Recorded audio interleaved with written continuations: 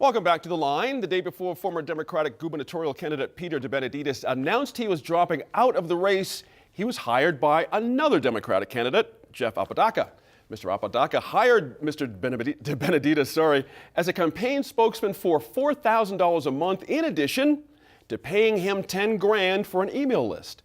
Now, Mr. DeBenedictis says he made the decision to drop out of the race before this arrangement with Mr. Apodaca, but the transaction has drawn criticism from yet another Democratic candidate, State Senator Joseph Cervantes, who says the deal, quote, smacks of a deal. Christine, Mr.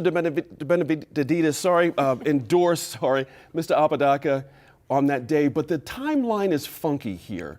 Like the day he dropped out of the race, the day before, he gets this $14,000 check, and he wonders why everyone's looking at this sort of weirdly. How did this smack you when you first saw the timeline here? The situation, I think, is a lose-lose, both for DeBenedictis and Jeff Apodaca. I was actually at the Democratic Party's state convention, pre-primary convention, when DeBenedictis goes up on stage. There had been rumors already going through the audience that was he pulling out, was he not, and so on. He announces, first of all, he pumps himself as the only true progressive in the race.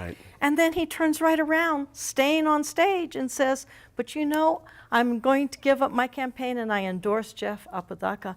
And people all around me are going, what is going on? It wasn't very effective. It was awkward. It smacked of opportunism. And at that point, we didn't even know about the payments. So I would say that it was a lose-lose. I don't know that actually Mr. Apodaca has gained that much. And I think he may be very well on the defensive regarding this, what I think is a mistake. Who was going to be on the defensive, Mr. Apodaca? Okay. DeBenedictis, I'm dismissing that situation. Sure. Yeah, absolutely. Andy, $4 grand a month, about the normal rate for this kind of a job, and all that, but he calls it working for peanuts. It's an amazing thing. Andy just made 10 grand clean from an email list. I mean, I don't know what this man has to complain about, but how does this strike you? Who wins and loses here? Christine just mentioned. Is there another bounce here for Mr. Apodaca? Is this story not quite over, as they say? It's hard to say. I don't know what's coming next. I know it doesn't look great. You know, I would expect that somebody in either one of those campaigns would say, you know, this stuff's going to show up in a campaign finance report, and let's be prepared for this. Let's know what it's going to look like. On the surface, it doesn't look great, but you know, Jeff Apodaca is allowed to hire a communications person. That's right.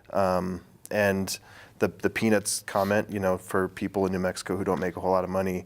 I know that Peter DeBenedictis also is self-employed, and I think I looked at his financial disclosure. He didn't make a ton of money the year before. So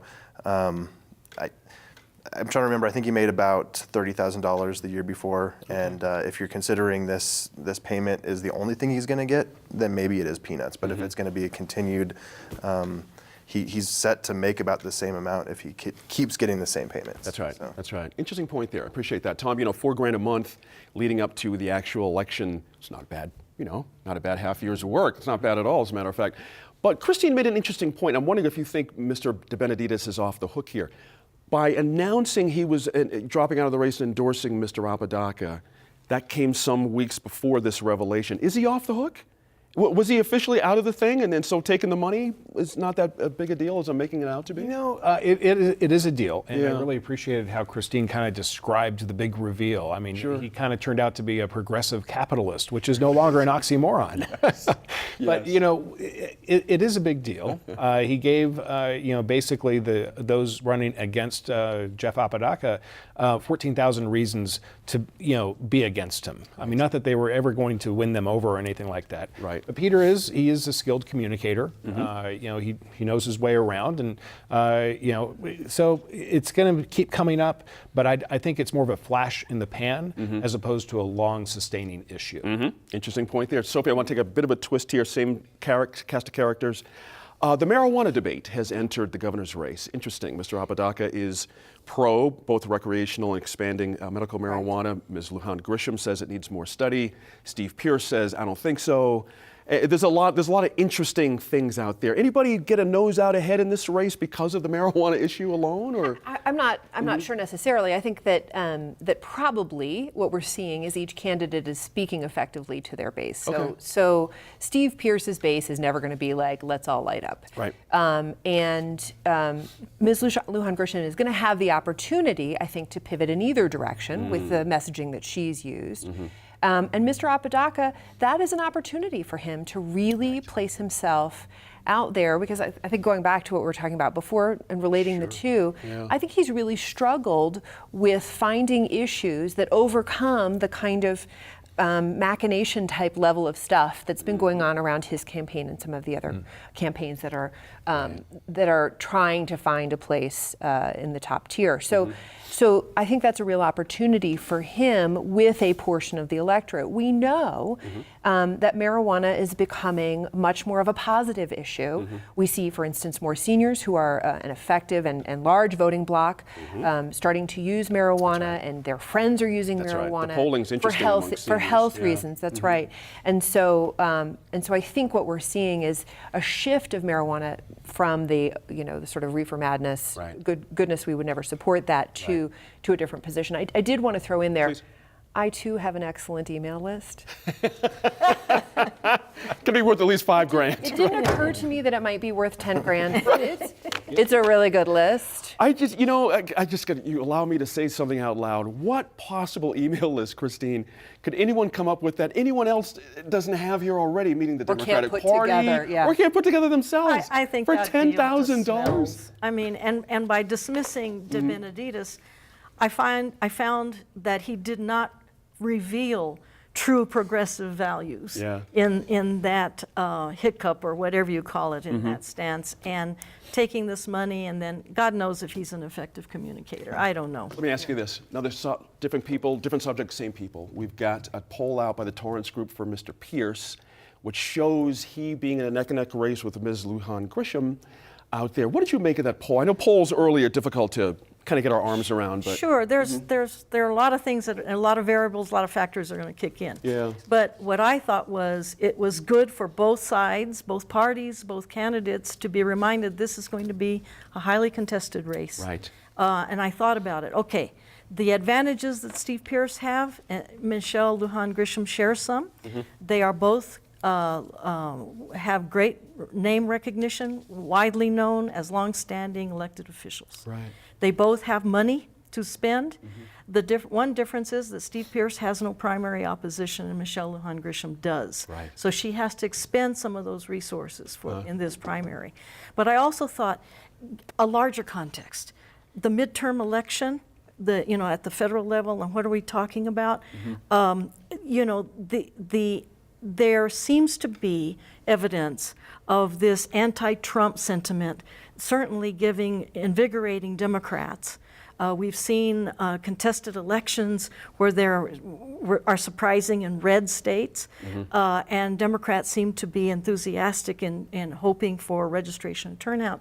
On the other hand, Republicans have been so successful in targeting state legislatures and the governorships. Sure. They're not going to let up. That's right. And so I think what it is a good reminder that this is going to be a dogfight, and whoever gets the Democratic nomination, and I'm assuming, Pierce will run against Pierce, and so that poll doesn't surprise me. I think it's highly predictive of the kind of race that we're going to see. Interesting point there. Andy, I wonder if we've all sort of lined up already, because the stuff Christine mentioned, the national politics affect this. We've all sort of drawn our place in certain camps. The reason I bring that up is this poll only had, again, it's early poll, but 8% undecided. That's a shockingly low number for this far out from an actual election. Do you know what I mean? It's usually about twice that this time of year. I mean, it's amazing to me. There's a lot of stuff that needs to be looked at with some of these, like you said, early polls. It's also an internal poll that his campaign did himself. A lot of the Democrats are not happy about it either. The Albuquerque Journal, Dan McKay, pointed this out, that we should all be a little cautious of those internal polls that they do. Yeah. I'm not saying that it's it's a bad poll, but there's plenty of opportunities to change your methodology, who you're talking to, how you're talking to them. right. There's all these things that we should look at. Yeah. Exactly right. On your sense of things of the way they're shaping up, is this a two-person race at this point, or do we have some surprises down the road, do you think? It's hard to say. I mean, it seems right now, looking at it, everything is kind of skewed after our last presidential election, right? It's hard to really say what's going to happen, but they look like they are the opposing factors there, right? You've got two opposite people, and people are lining up, and then you've got Apodaca trying to squeeze in the middle somewhere there. Exactly right. You know, Tom, interesting with polling, you go through this all the time, because what happens is, depending on how the poll comes out, it really sets the conversation going forward. So now we have this, again, internal poll. I appreciate Andy's point there. That shows within 2 percentage points. That sort of makes a different conversation as one camp thinks they're way out in front. Then all of a sudden they realize, well, maybe we're not as far out in front as we thought we were. You see what I mean? Is this good for both candidates to have this, as Christine said, a wake-up call, so to speak, how close it is? I was kind of surprised to see how close it was, but looking at a poll at this stage of the game is like forecasting what the winds are going to be for the first weekend of Balloon Fiesta. It's like nobody has a clue. It could change, the week before. But to me, with a sample size of 608, there were more questions on the questionnaire. And so what were those questions? Because that's really where the meat of the survey is. Just like, surveying different topics perhaps, different voter impressions, and of course the crosstabs to see which groups are leaning towards different issues. That's literally, and to call this, first question, the icing is it's like the very thin layer of icing. Because I'm sure there's a lot more other information that if they wanted to release, I'm sure a lot of people would be interested. Right. It's an interesting game you're in. I've always wondered how people react to polling questions like this. Some people bail if there's like a bunch of questions. The amount of honesty, it's a very difficult thing to assess. And it could be a push poll as well. There could have been some push questions. Lots of questions. So, it's kind of cool because it gives us something to talk about. I am surprised about how really close it is. Yes. But really, what were the other questions on there? That's a good point. We'll have to find out. When we come back to the line, we'll look at how Governor Martinez is moving ahead with a student retention plan.